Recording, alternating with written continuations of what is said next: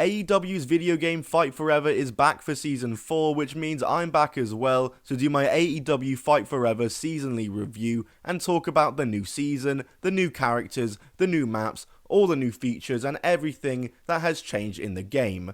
But also everything that hasn't changed in the game. So like the video and let's talk about it. Let's talk about AEW Fight Forever Season 4 and why this game just needs to be stopped.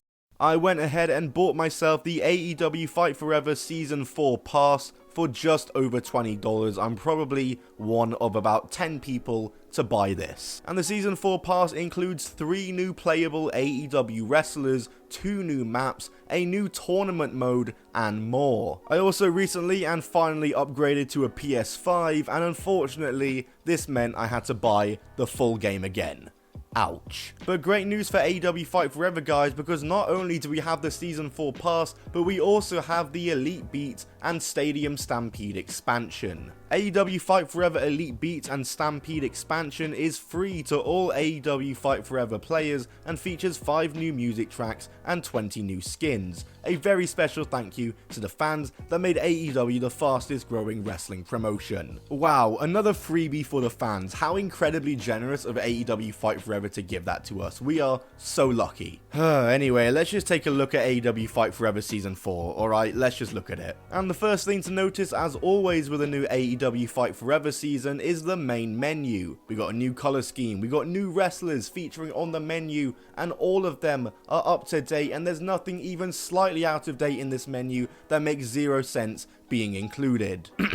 But let's get straight into testing out the new characters, or character, as at the moment Samoa Joe is the only of the 3 new characters that is actually out yet, because of course AEW Fight Forever, if you didn't know, they don't release their DLC characters all at once, but rather they make you have to wait a couple of weeks or even months between the releases of the new characters. So we got Samoa Joe now, and Adam Copeland and Jay White are going to be playable at a later date, which to me, if you ask me, is pretty pointless, because probably only about 10 people have bought this DLC, me included obviously, and surely nobody is invested enough in this game to be waiting weeks between character drops and actually even paying attention to that. Either way, like I said, Samoa Joe is the only playable character, and Adam Copeland and Jay White are going to be available to play as in the next few weeks. But anyway, Samoa Joe, yes, not really much to say about Samoa Joe in this game other than, yeah, it's Samoa Joe.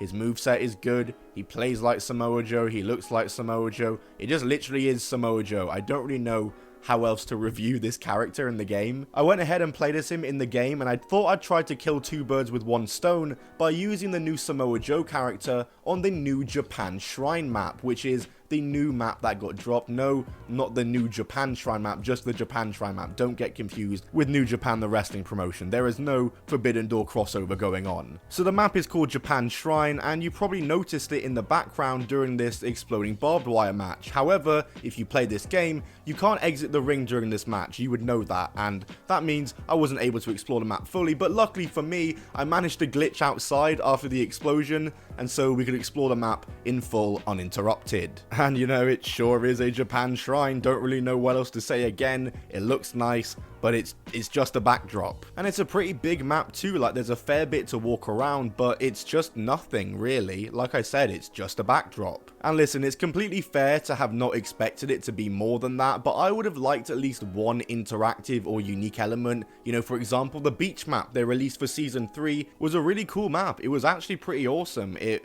was a step in the right direction, and that's mainly in part because you can kind of interact with the map and you can fight in the sea, and that's a unique element to this map that other arena maps don't have. And I feel something like that is missing in this Japan map. Something that makes it different to just using a regular arena, other than the fact that it's not an arena. Do you know what I mean? There is another map coming soon along with this season, which I believe is like a spooky themed map, and it's coming out alongside with Adam Copeland. So hopefully that map has maybe a little more depth to it than the Japan Shrine map. But anyway, let's talk about the Stadium Stampede expansion, shall we? Because in the Stadium Stampede expansion, which I think is legit the first update they've done for this mode, I believe, includes new party modes such as Duo Stampede, Quad Stampede, Duo Deathmatch, and Quad Deathmatch, as well as the new Field Goal Frenzy mode, which is an American football game mode. Now, as for the Field Goal Frenzy mode, which I'll start off with, it's a fun mode. Like I said, it's an American football themed game. The American football is an object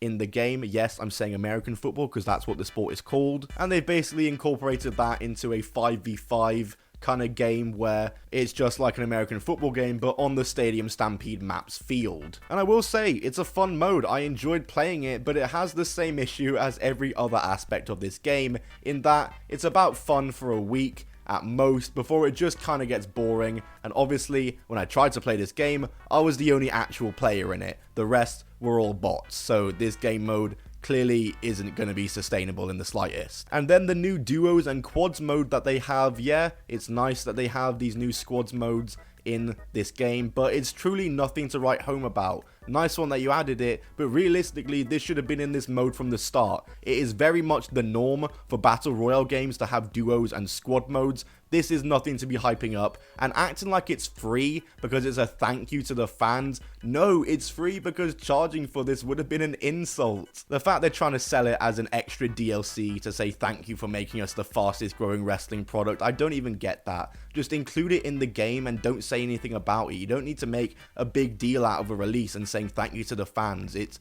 just a bit of an insult, like I said, but whatever. However, though, I was lying when I said there was 3 characters added, because there was actually 8. As in this game features community wrestlers, which are usually just created characters by AEW wrestlers, but in this update, we got to see 5 new community wrestlers from content creators. We've got Chris Danger, John Blood, Macho T, James Darnell, and Tony Pizza Guy, many of whom you might recognize. And listen, I get that maybe your general gamer isn't going to be impacted by this or necessarily care about this, but as a fan of all these guys and a content creator myself, I love this. The character models are cool, obviously. They are created wrestlers, so it's kind of limited because the creation suite sucks in this game, but they look alright. Their movesets are pretty generic other than the finishers, which seem to be all specifically selected. I am a big fan of John Blood having the overdrive as his finisher, and yeah, it's cool to see, especially someone like Chris Danger, who is literally a wrestler in real life,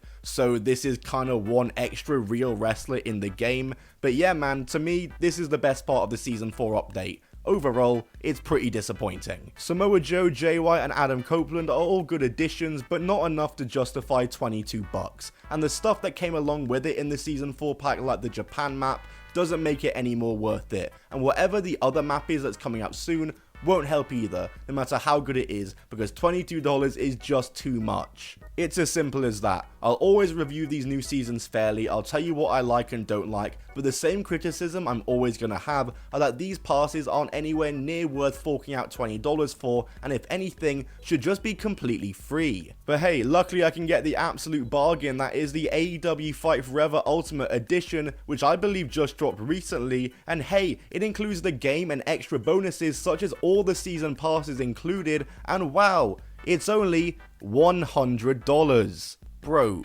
I'm sorry, who is buying that? I would genuinely love to know what the sales are for that, because that has to be like double digits at most, maybe even less. Overall, I'd rate it a 5 out of 10, not taking account the price, and that's from what we have currently. Maybe the map will help bump it up, but I highly doubt it. The season pass was definitely better, and they've also got the tournament mode, which is being added later on, and I think once again, this is just a mode that should have been in there from the start. The fact you're making people pay for it, what the hell? 5 out of 10. That's it from me for this video reviewing AEW Fight Forever Season 4. I'm going to have another AEW Fight Forever video out next month to commemorate 1 year since the game came out, doing a full history of pre-release, the day of release, the release in itself, the full thing, and everything that's taken place up until now with the game. So I hope you guys are looking out for that video. Like the video if you enjoyed this one. Subscribe to be the first to see the future AEW Fight Forever video I just spoke about. I'll see you all in the next video. Goodbye, and keep on rolling.